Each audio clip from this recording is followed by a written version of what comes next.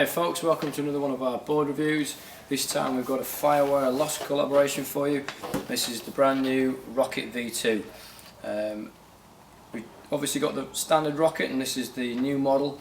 They've changed a few things, fairly subtle here and there. The aim behind this board is to make it a bit more user friendly for the average surfer and also just to allow it to perform a bit better in more junky surf.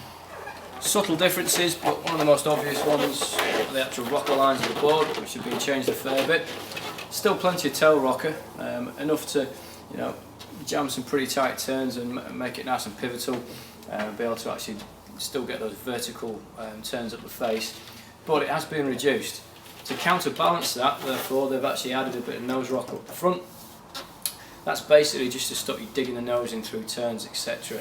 Less tail rocker is going to make it a bit more user friendly for the more average surfer. If you get your back foot jammed to the back and you're not quite up to speed, obviously any depression on the tail you're slowing down. Average surf you need to be going as fast as possible. So they counterbalanced a reduction of tail rocker by adding more nose rocker. Stop your bogging rails and jamming the nose in. It's only really in the first foot or so of the board, so you've still got a relatively flat foil above the shoulders and the upper body, so you're still going to get into waves nice and easy. Loads of volume, as we like with the Rockets, pretty much from this section all the way through to fairly close towards the trailing edge of the fins. That volume maximised, quite a tight dome on the rail, so you've got quite boxy rails. They're just going to help you get up to speed quick down the line and also maintain volume through the central section of the board. So it's still aimed at working really well in average surf, just better geared up for the slightly more average surfer.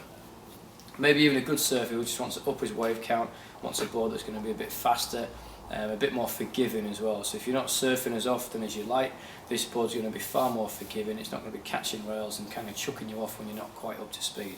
So the outer plan shape, nice and curvy, wide point through this section here, fairly far forwards, and nice and gradually thinning out through the Mayhem logo, and just below you've still got good width, nice and drive. If again the intermediate average surf, if your back foot's in this area, you've got loads of drive, nice and stable. And then we've got these soft wings at the back. It's basically a different take on the bump squash, if you like, although in this case we're seeing it at the back of the fins. With the bump squashes we tend to see them at the front.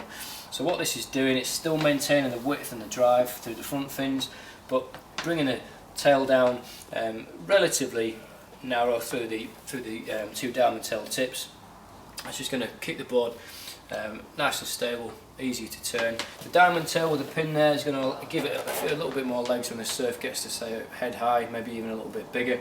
But essentially this diamond tail, they've actually upped the points here and here. They've brought them further up, so they're kind of reducing the rail line and just allowing the board to be turned a bit easier and making it a bit more pivotal. That is going to work very well with the soft wings through this section to allow the board to snap round easier, but also to allow it to be more manoeuvrable in the pocket of the wave, not just coming off the bottom, but when you're coming off the top as well.